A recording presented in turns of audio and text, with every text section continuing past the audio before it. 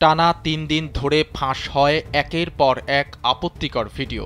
সেখানে আওয়ামী লীগ ও ছাত্রলীগ নেতা এবং জনপ্রতিনিধিরা থাকলেও সব ভিডিওতে দেখা যায় এক তরুণীকেই। বরগুনার তালতলীর এসব ঘটনা নিয়ে ছড়িয়ে পড়েছে নানা মুখরোচক গল্প। খোঁজ নিয়ে জানা যায়, স্থানীয় জনপ্রতিনিধি ও বিত্তশালীদের বেছে বেছে টার্গেট করছেন লামিয়া নামের এক তরুণী।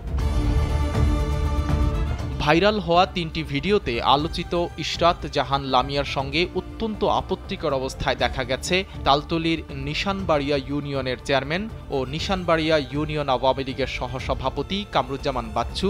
দেশ সেরা প্রযুক্তিপূর্ণ শপ স্টারটেক আছে 19 আউটলেট ও 64 জেলায় ডেলিভারি। Visit startek.com.bd।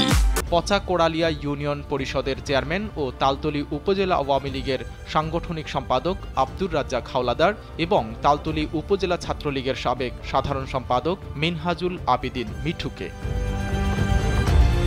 এভাবে একের পর এক ভিডিও ফাঁস হতে থাকলে এর রহস্য অনুসন্ধানে নামে কালবেলা। জানা যায়, রাজনীতিবিদ, জনপ্রতিনিধি ও বিত্তশালীদের টার্গেট করে তাদের সঙ্গে সম্পর্ক গড়ে তোলেন লামিয়া। এরপর অল্প কয়েকদিনের ব্যবধানেই কৌশলে তাদের সঙ্গে যৌন সম্পর্ক গড়ে তোলে সেগুলো ভিডিও করে রাখেন। এরপর সেসব ভিডিও ছড়িয়ে দেওয়ার হুমকি দিয়ে করেন ব্ল্যাকমেইল।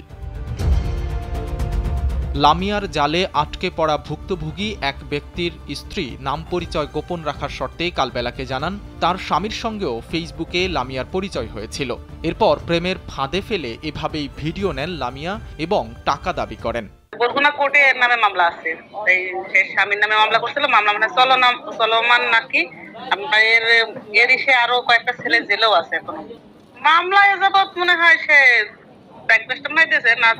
এরকম বিভিন্ন মানুষের নামে অভিযোগ দিয়ে বেড়ানোই তার কাজ।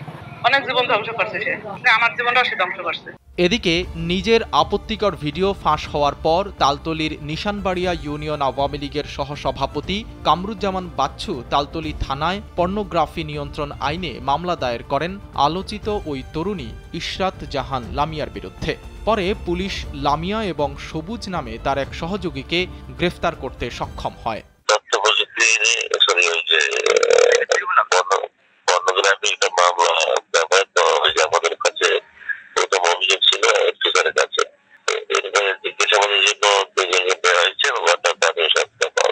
পুলিশ জানায়, প্রাথমিক জিজ্ঞাসাবাদে ওই তরুণী প্রেমের ফাঁদে ফেলে এভাবে ভিডিও ধারণ করার কথা স্বীকার করে নিয়েছেন। এছাড়া বরগুনা জেলার আমতলী ও তালতলীতে অনুসন্ধান চালিয়ে জানা গেছে, ইশরাত জাহান লামিয়া একজন পেশাদার ব্ল্যাকমেইলার। গোপন ভিডিও ধারণের মাধ্যমে অর্থ আত্মসাৎ করাই তার নেশা ও পেশা। সাইদ রহমান, কালবেলা।